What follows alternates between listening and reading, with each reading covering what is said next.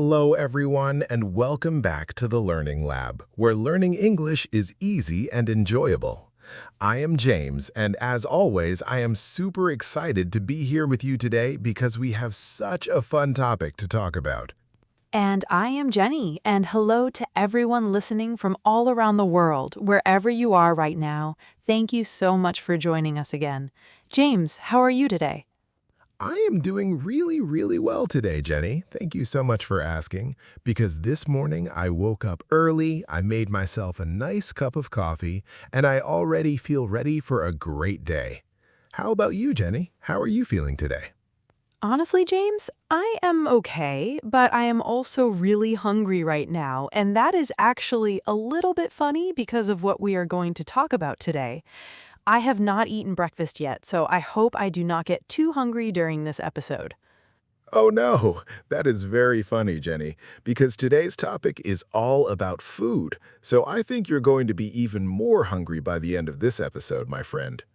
Ha, you are probably right, James. So let us just get started before I start thinking about pizza too much and I cannot focus anymore. Okay, everyone, so today we're talking about a topic that every single one of you can relate to, no matter where you live or what language you speak. And that topic is how to order food in a restaurant. Yes, and this topic is truly perfect for English practice because when we go to a restaurant, we usually use very simple words and very simple sentences. So it's a great way to learn new and useful English. Exactly, Jenny. And even if you're just a beginner in English, after this episode, you will feel much more confident the next time you walk into a restaurant and need to order your favorite meal. I love that, James, because ordering food can actually feel a little scary when you're learning a new language. So today we want to make it feel easy and fun for everyone. Before we go any deeper into this topic, we want to take a quick moment to talk directly to you, our wonderful listeners, because your support means everything to us here at the Learning Lab. Yes, please, if you're enjoying this episode so far, we would love it so much if you could click that like button. It really helps our little channel grow bigger every single day. And if you haven't already done this, please remember to subscribe to our channel because we upload new episodes every single week to help you improve your English step by step. Also, if you know a friend, a classmate, or a family member who is also learning English, please share this podcast with them because learning together is always so much more fun than learning alone. Thank you so much for that, everyone. We really appreciate every single like, every subscribe, and every share. And now, let's get right back into today's delicious topic. Yes, let's do it, James, because I'm getting hungrier by the minute and I think it's time to talk about restaurants. So today, we're going to break this topic into three simple parts. And the first part is all about choosing a restaurant and looking at the menu, which is honestly one of my favorite parts of eating out. The second part will be about actually ordering your food and talking to the waiter or waitress, which can feel a little nervous for beginners, but don't worry, we'll make it simple. And the third part will be about paying the bill and handling small problems, like if your order is wrong or if you need something extra, because that happens to everyone sometimes. That sounds like a perfect plan to me, James, so let us start with the first part, choosing a restaurant and looking at the menu. And James, how about you? How do you usually choose a restaurant? Well, Jenny, I'm a very organized person, so before I go anywhere, I always check the restaurant online first. I read the reviews, I look at the menu, and I even decide what I want to eat before I arrive. Wow, James, that is so different from me because I usually just walk into any restaurant that looks nice, and I decide what I want to eat only when I'm sitting at the table with the menu in my hands. That is very funny, Jenny, because I like to be prepared. I like to know exactly what I'm getting, and I even like to check if the restaurant has vegetarian options for my little sister who doesn't eat meat. I don't like planning that much, honestly. I like surprises, so when the waiter brings the menu, I usually take a very long time to decide, and my friends always get a little bit annoyed with me. That's okay, Jenny. Everyone is different. But let's teach our listeners some useful English here, because when you look at a menu, you might see words like starter, main course, and dessert. Yes, that's right, James. A starter is a small dish you eat first, like a soup or a salad. The main course is the big dish you eat next, and dessert is the sweet food you eat at the end, like cake or ice cream. I always order a starter first because I like to eat slowly and enjoy every part of the meal. And my favorite starter is usually a fresh green salad with a little bit of olive oil. Oh, I don't really like starters, James. I usually skip straight to the main course because I'm always too hungry to wait. And honestly, dessert is my favorite part of the whole meal. That is so funny, Jenny, because I actually have a small personal detail to share here. My dog, whose name is Max, always sits by the kitchen door when I'm cooking, hoping that I will drop a piece of food for him. Oh, that is so cute, James. I don't have a dog, but I do have a cat named Luna, and she's honestly the laziest cat in the world. She just sleeps all day and only wakes up when she hears the sound of food. That is very funny, Jenny. Our pets really do love food just as much as we do not they? They really do, James. Okay, so now that we know how to choose a restaurant and read a menu, let us move on to the second part, which is actually ordering the food from the waiter or waitress. Yes, this is a very important part because this is where you actually speak to another person in English. So let us teach some simple and useful phrases for this moment. So, James, how about you? How do you usually order your food when the waiter comes to your table? Well, Jenny, because I'm always prepared, I already know exactly what I want, so I simply say, I would like the grilled chicken with vegetables, please. And I say it clearly and with a big smile. Wow, James, you make it sound so easy. But for me, when the waiter comes to my table, I'm usually still looking at the menu, so I always say, sorry, can I have a few more minutes, please? Ha! That is so relatable, Jenny. But that is actually a very useful sentence for our listeners to remember. Can I have a few more minutes, please? Is perfect if you need more time to decide.